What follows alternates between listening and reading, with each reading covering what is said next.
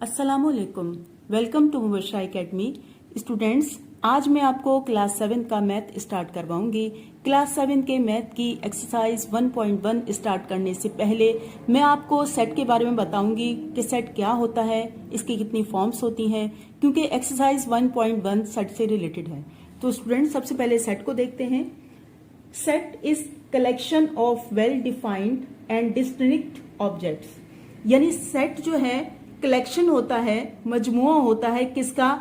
ऐसी चीजों का जिसको हम वेल डिफाइंड कर सकें, अच्छे तरीके से डिफाइन कर सकें, और इसके अंदर पाए जाने वाले जो ऑब्जेक्ट्स होते हैं वो एक दूसरे से डिफरेंट होते हैं। अब किस तरह से, मैं आपको एग्जाम्पल के जरिए से समझाती हूँ। सपोज कि ये एक सेट है 1 2 3 4 और 5। आप देख रहे हैं कि ये नेचुरल नंबर का एक सेट है। इसको मैंने नाम दिया एन सेट का, क्योंकि नेचुरल नंबर जो होते हैं उनको हम एन से शो करते हैं। इसी तरीके से एक दूसरा सेट भी हम बनाते हैं 1 2 3 4 4। अच्छा, इसको भी मैंने नाम दिया ए सेट का। कोई ना कोई नाम सेट को देना जरूरी होता है। तो आप देख रहे हैं स्टूडेंट्स, जो मैंने सबसे पहले सेट बनाया है इसके अंदर 1 से लेकर 5 तक काउंटिंग नंबर मैंने लिखे हैं, लेकिन आप देख रहे हैं कि इसमें पाए जाने वाला हर नंबर जो है वो सिर्फ 1 टाइम आया है, रिपीट नहीं हुआ। तो सेट वो होता है जिसके अंदर पाए जाने वाले नंबर्स, अल्फाबेट्स या कोई भी चीज जो गिवन होती है वो ओनली 1 टाइम आए, रिपीट ना हो। तो आप देख रहे हैं कि सेट एन जो है इसके अंदर जो डिजिट्स हैं उनमें कोई भी डिजिट्स जो है वो रिपीट नहीं हो रहा, हर डिजिट सिर्फ 1 टाइम आया है। तो इसलिए इसको हम कहेंगे कि ये सेट है। जबकि हम दूसरे सेट ए को देखते हैं कि इसके अंदर ये जो 4 नंबर है ये 2 टाइम्स आया है, यानी ये 4 रिपीट हो गया। तो ऐसा सेट जिसके अंदर कोई भी नंबर हो या अल्फाबेट का सेट हो तो अल्फाबेट या कोई भी गिवन चीज उसके अंदर अगर रिपीट हो जाती है तो वो फिर सेट नहीं होता। तो उसको हम कहते हैं कि ये नॉट सेट है। तो इस तरह सेट ए जो है ये नॉट सेट है। इसी तरह एक दूसरी एग्जाम्पल के जरिए से और मैं आपको क्लियर करती हूं। सपोज कि ये मैंने अल्फाबेट का सेट बनाया ए बी सी डी। इसको मैंने कोई नाम दे दिया सेट बी का। अच्छा, इसी तरह से एक दूसरा सेट हम बनाएंगे ए बी सी और ये सी। अच्छा, इसको हमने नाम दे दिया सी सेट का। अब आप ये देख रहे हैं कि ये जो पहला सेट है अल्फाबेट का जो मैंने बनाया, इसके अंदर हर अल्फाबेट जो है वो दूसरे से डिफरेंट है, 1 टाइम ओनली आया है। यानी ए भी 1 टाइम है, बी भी 1 टाइम है, सी भी और डी भी सिर्फ 1 टाइम आए हैं, रिपीट नहीं हुए। इसलिए हम कहेंगे कि ये सेट बी जो है ये सेट है। लेकिन इसके बरक्स जब हम सी सेट को देखते हैं तो हम देखते हैं कि इसके अंदर जो अल्फाबेट्स पाए गए हैं ए बी सी सी, तो ये सी जो सी है ये सी 2 टाइम्स रिपीट हुआ है। तो जैसा मैंने आपको बताया कि सेट के अंदर कोई भी चीज जो गिवन हो वो रिपीट नहीं होनी चाहिए। अगर कोई चीज रिपीट होती है तो इसका मतलब क्या होता है कि ये सेट नहीं है, not set. I hope students कि आपको सेट का कॉन्सेप्ट अच्छे तरीके से क्लियर हो गया होगा। अब मैं आपको इसकी फॉर्म्स के बारे में बताती हूं कि सेट की कितनी फॉर्म्स होती हैं, कौन कौन सी होती हैं। Forms of set. Students, forms की 3 टाइप्स होती हैं। Number 1 descriptive form. Descriptive form. Students, ये डिस्क्रिप्टिव फॉर्म क्या होती है? जब हम कोई भी जो मतलब जैसे सेट हो, उस सेट के अंदर पाए जाने वाले जो भी एलिमेंट्स या जो भी मेंबर्स हैं, जब उनके कैरेक्टरिस्टिक्स को या उनकी प्रॉपर्टीज को जब हम वर्ड्स में बयान करते हैं तो वो डिस्क्रिप्टिव फॉर्म कहलाती है। सेट के अंदर, मैं रिपीट फिर कर देती हूँ, सेट के अंदर पाए जाने वाले जो भी मेंबर्स होते हैं, जब हम उनके कैरेक्टरिस्टिक्स को वर्ड्स में डिफाइन करते हैं, वर्ड्स में डिस्क्राइब करते हैं, तो हम कहते हैं ये डिस्क्रिप्टिव फॉर्म है। फॉर एग्जाम्पल, जैसे हम एग्जाम्पल में लिखते हैं set of first 5 natural numbers,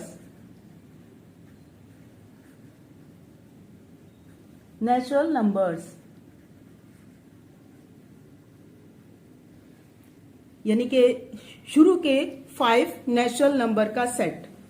इसी तरह से एक दूसरी एग्जाम्पल भी इसकी देखते हैं। Set of first 4 whole numbers,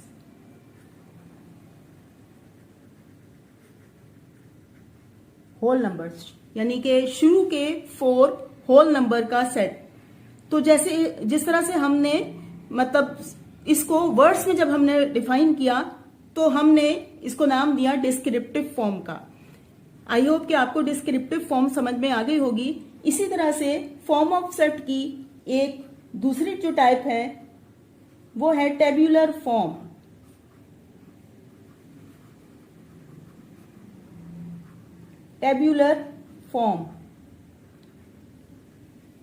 अच्छा, टेब्यूलर फॉर्म क्या होती है कि जब हम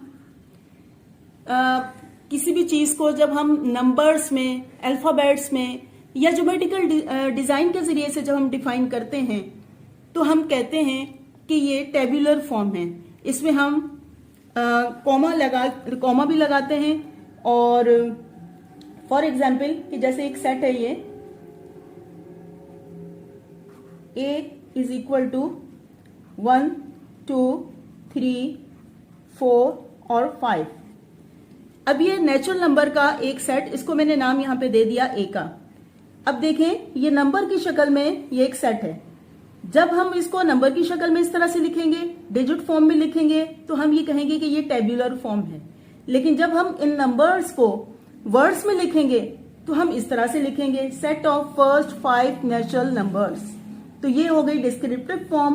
और इसी को जब हम टेब्यूलर फॉर्म में लिखना चाहेंगे तो हम इस तरीके से लिखेंगे डिजिट फॉर्म में 1 2 3 4 5। तो ये हो जाएगी टेब्यूलर फॉर्म।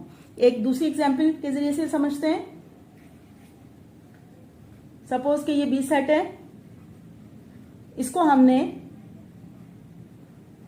ये ट्राइंगल बनाया, ये रेक्टेंगल और ये सर्किल।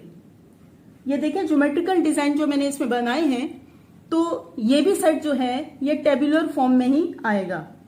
इसी तरह से इसकी थर्ड एग्जाम्पल,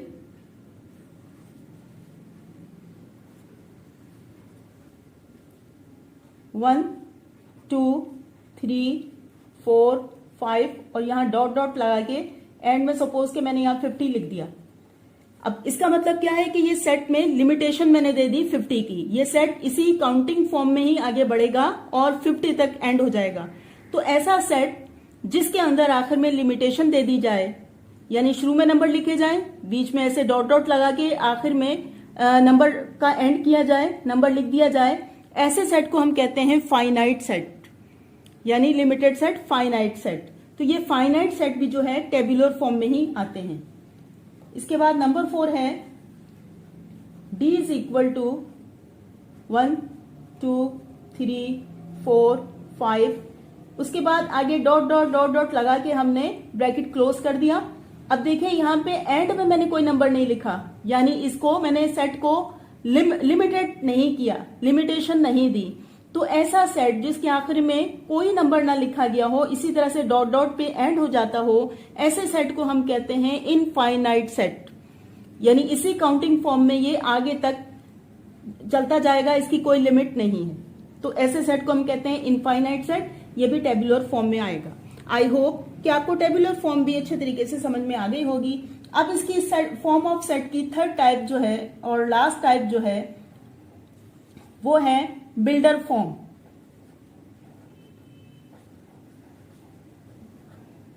बिल्डर फॉर्म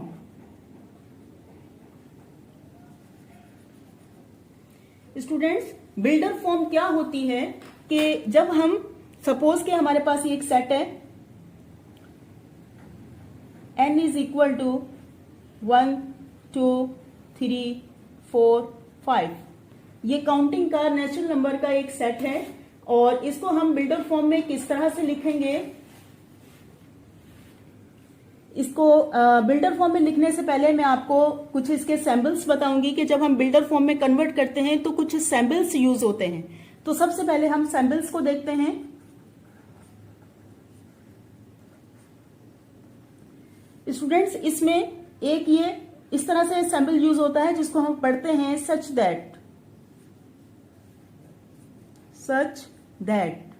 इसके अलावा एक सैम्बल इसका इसमें ये यूज होता है, इसको हम पढ़ते हैं बिलोंग्स टू। इसके बाद एक सैम्बल इसमें ये इस तरह से यूज होता है, इसके नीचे एक लाइन लगी होती है, इसको हम पढ़ते हैं ग्रेटर देन और इक्वल टू। एक इसमें ये उल्टे दाल की तरह से सैम्बल होता है, इसको हम पढ़ते हैं लेस देन और इक्वल टू। एक इसके अंदर सैम्बल यूज होता है, इसको आप जानते भी होंगे, ये इक्वल टू का होता है, इक्वल टू। और अगर इस इक्वल टू के साइन पर इस तरह कट कर दिया जाए तो इसको पढ़ते हैं हम नॉट इक्वल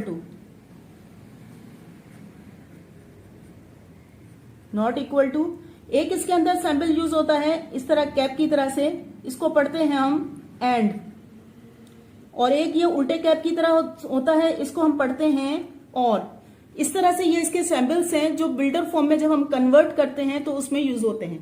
अब हम इसकी तरफ आते हैं, वापस सेट की तरफ, कि अब हम इसको किस तरह से बिल्डर फॉर्म में कन्वर्ट करेंगे। तो हम लिखेंगे एक्स सच दैट, ये जो मैंने आपको सैम्बल बताया, सच दैट एक्स। उसके बाद आपने बिलोंग्स का ये सैम्बल देना है, बिलोंग्स टू। अब इतना हिस्सा तो आपको बिल्डर फॉर्म में कन्वर्ट करते वक्त जो है वो लाजमी देना होता है। X such that x belongs to किससे है, ऊपर सेट को देखें, ये सेट जो है इसका नाम क्या है, एन। नेचुरल नंबर का सेट है, इसका नाम है N. X such that x belongs to N. उसके बाद आप सैम्बल देंगे एंड का, एंड वापिस इस सेट का नाम लिखें एक्स लेस देन का और इक्वल टू का। लेस देन और इक्वल टू किसके हैं, इस सेट को आप देखें कि ये सेट 1 से स्टार्ट होता है तो एंड कहां पे हो रहा है, 5 पर, तो आप एंडिंग का नंबर लिख देंगे 5। तो स्टूडेंट्स, ये जो था नेचुरल नंबर का सेट, इसको मैंने इस तरह से बिल्डर फॉर्म में कन्वर्ट कर दिया। X such that x belongs to किससे है, जो सेट का नाम हो वो आपने लिखना है। उसके बाद एंड का आप सैम्बल देंगे, फिर अगेन ये एक्स सेट का नाम लिखेंगे और ये सैम्बल देंगे लेस देन और इक्वल टू। यहां हम इसको इक्वल टू के तौर पर ले रहे हैं, इक्वल टू 5। तो इस तरह से ये इसको मैंने बिल्डर फॉर्म में कन्वर्ट कर लिया।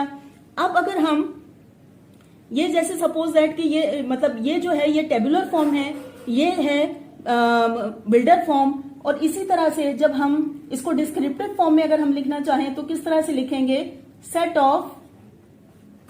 Of first 5 natural numbers. तो स्टूडेंट्स, इस तरह से ये टेबुलर फॉर्म, बिल्डर फॉर्म और ये हो गई डिस्क्रिप्टिव फॉर्म। तो स्टूडेंट्स, तीनों फॉर्म मैंने आपको समझा दी। आई होप कि आपको मेरा आज का लेक्चर अच्छे तरीके से समझ में आया होगा। अगर आपको मेरा आज का लेक्चर अच्छे तरीके से समझ में आया हो तो आप मेरे चैनल को लाइक कीजिएगा, सब्सक्राइब कीजिएगा और अपने फ्रेंड के साथ शेयर कीजिएगा।